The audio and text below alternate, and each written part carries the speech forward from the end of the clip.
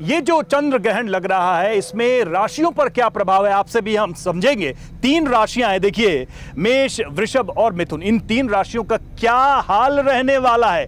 चलते हैं महाराज जी के साधना स्थल पे। सबसे पहले बात करूंगा मेष राशि, क्या संकेत मिल रहा है। मेष राशि वालों के लिए ग्रहण 11वें भाव में है और ज्योतिष शास्त्र काल पुरुष की कुंडली में 11वां भाव लाभ का भाव। आर्थिक दृष्टिकोण से सफलता मिलेगी, लेन देन के मसले ठीक रहेंगे, कारोबार में आगे बढ़ने का मौका मिलेगा, लेकिन थोड़ा सा दबाव रहेगा, परिश्रम और मेहनत और संघर्ष ज्यादा रहेगा। सहकर्मियों और वरिष्ठ अधिकारियों के साथ मतभेद ना हो, इस पर ध्यान देना पड़ेगा। क्या सावधानियां हैं? तो अत्यधिक आत्मविश्वास से बचें, विवादित सौदों में निवेश नहीं करें, पारिवारिक दृष्टिकोण से संभल कर चले। इस समय आपको अपनी अपेक्षाओं पर नियंत्रण रखकर अपने स्वभाव में बदलाव लाने की जरूरत है। क्या समाधान है?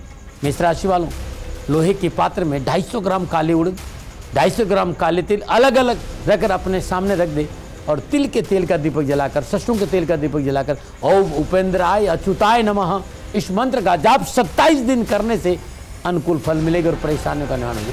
एक बात ध्यान रखिएगा, ग्रहण के समय इस मंत्र का जाप करना उत्तम रहेगा, यानी 9:57 से लेकर अर्ली मॉर्निंग 1:24 के बीच यदि श्री उपेंद्राय अच्युताय नमः इस मंत्र का जाप करेंगे तो आपके लिए अच्छा रहेगा। मंत्र का जाप लगातार 27 दिन करना है तो आपको धन भी मिलेगा और आपकी परेशानियों का निवारण हो जाएगा।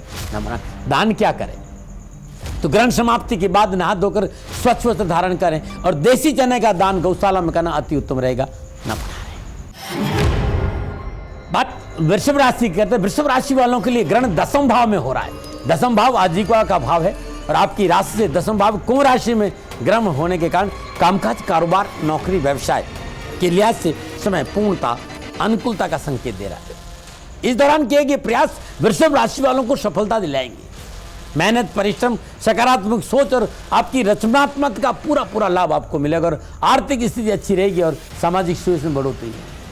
क्या सावधानी बरतें? सावधानियां हैं बहुत जरूरी। अपनों के साथ बनाकर रखें, अपनों पर विश्वास करें। मुंह में राम बगल में छुरी नुकसान देगा। स्वास्थ्य को लेकर लापरवाही नहीं करें। नशा आदि करके वाहन नहीं चला और नशा से दूर रहे और खान पान में परिशुद्धता रखना जरूरी है। ये लगातार 27 दिन आपको ध्यान देना। क्या उपाय करें? वृषभ राशि वालों, 7 सितंबर से लेकर 21 सितंबर के बीच हर रोज मिट्टी के कुल्हड़ में तिल का तेल भरकर अपने सामने रख दे, सरसों का तेल का दीपक जलाए, ओम श्री वत्सलाय नमः, ओम श्री वत्सलाय नमः इस मंत्र की श्रद्धानुसार माला जाप करी और जाप के बाद ये जो तिल का तेल है या किसी गरीब निर्धन व्यक्ति को दान में दे दीजिए। ध्यान रखिएगा, मंत्र जाप ग्रहण के दौरान करना और तेल ग्रहण से पहले लाके रखना। और जब आप पूजा घर में तेल रखेंगे तो तेल में तुलसी दल जरूर डाल देना है। सरसों का तेल का दीपक जलाना है। सरसों के तेल में भी बहुत जरूरी है तुलसी दल डालना और इस मंत्र का जाप। ये मंत्र लगातार आपको 27 दिन करना। कष्ट, परेशानियां, दुख नहीं आएंगे। एक बात और कहना चाहता हूँ, ग्रहण समाप्ति के बाद नहा धोकर के शुद्ध वस्त्र धारण करें और गरीब निर्धन वस्त्रों के साथ साथ भोजन सामग्री, कच्ची भोजन सामग्री दान देना शुभ रहेगा। नमः। बात करते हैं मिथुन राशि। मिथुन राशि वालों के लिए ग्रहण भाग्य स्थान 9वें भाव में हो रहा है। यह भाव पिता का प्रतिनिधित्व कर रहा है, धर्म का प्रतिनिधित्व करता है, हायर एजुकेशन का प्रतिनिधित्व करता है। और आपकी राशि से 9वें भाव में कुंभ राशि में ग्रहण घटित हो रहा है। आपके लिए शुभ रहेगा। व्यवसाय, नौकरी, आर्थिक परिस्थिति के लिहाज से समय उत्तम है। अप्रत्याशित लाभ की प्राप्ति होगी। प्रभावशाली व्यक्तियों से संपर्क बढ़ेगा। कारोबारी मसले हल होंगे। नौकरी संबंधी परेशानी से मुक्ति मिलेगी। सावधानी क्या है? घर के बुजुर्गों की सलाह से काम करेंगे तो लाभ मिलेगा। घर के बुजुर्ग आपसे नाराज नहीं रहे। भाषा और व्यवहार की मर्यादा बनाकर रखें। माता पिता के स्वास्थ्य को लेकर लापरवाही नहीं करें, इस बात का ध्यान। समाधान क्या है? ग्रहण से पहले 9 पीले फूल, 9 हल्दी की गांठ पीले कपड़े में बांधकर उसमें तुलसी दल रखकर पूजा घर में रख दीजिएगा। घी का दीपक जलाई श्री देव की कृष्णाय ऊर्ध्वस्थताय नमः, श्री देव की कृष्णाय ऊर्ध्वस्थताय नमः इस मंत्र का ग्रहण के दौरान जाप करना है। ग्रहण समाप्ति के बाद पुनः स्नान करके किसी मंदिर में ये सामग्री रख के आ जाना है। ध्यान रखिएगा, ग्रहण से पहले पूजन सामग्री रखनी है, उसमें तुलसी दल या कुशा जरूर रखें। चंद्र ग्रहण के बाद दान देना, दान क्या देना, तो वस्त्रों का दान देना, भोजन सामग्री का दान देना। तो महाराज जी 3 राशियों के बारे में हमने जाना, और एक राशि तो ऐसी है जिसको कहा जा रहा है कि बड़ा नुकसान होने वाला। मुझे तो डर लग रहा है कहीं मेरी ही राशि ना निकल जाए, क्योंकि हम शनि धाम में हैं, शनि महाराज के चरणों में हैं।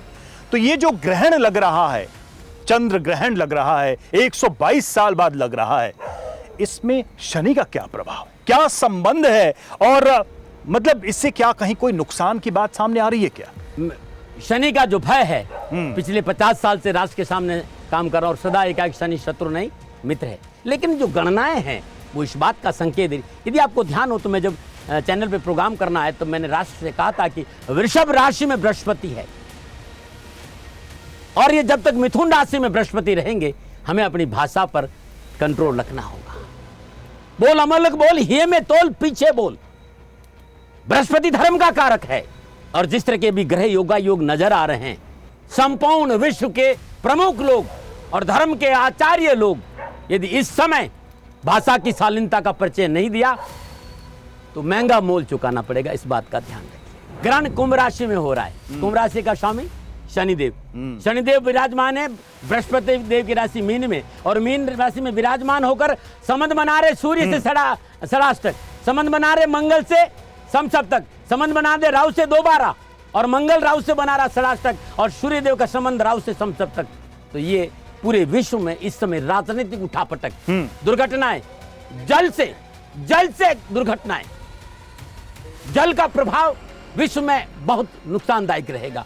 हवाई दुर्घटनाएं, अग्नि दुर्घटनाएं, आपने जितनी बातें कही हैं उसे आदमी डरेगा ही, मैं सच्ची बोल रहा हूं। ये है सब, डरने का कोई दिक्कत नहीं, डरना है तो आप तो डरा रहे हैं। बिल्कुल डरना, इस समय डरना होगा। यदि राष्ट्र के प्रमुखों ने, विश्व के राष्ट्र प्रमुखों क्यों ने, डरना होगा? क्योंकि ग्रह नक्षत्र इस बात का संकेत दे रहे हैं कि राष्ट्र, जितने भी विश्व के राष्ट्र प्रमुख है, यदि उन्होंने अपनी ही चलाई और अपने साथियों को नहीं सुना और व्यर्थ का दबाव विश्व पे लोगों ने बनाया, तो विश्व को ये जो समय आने वाला, ये बहुत ही सावधानी का संग। और ध्यान रखिएगा रवि भाई, बृहस्पति अतिचारी गति में है, 2030 तक विश्व को बहुत सावधानी बरतनी। महाराज जी दुनिया में जंग चल रही है, संकट पहले से ही है, अब कौन सा संकट आने वाला? एक बात ध्यान रखिएगा, ये जो संकट है ना, ये बाहरी, और कोई कह रहा है विश्व युद्ध चल रहा है तीसरा।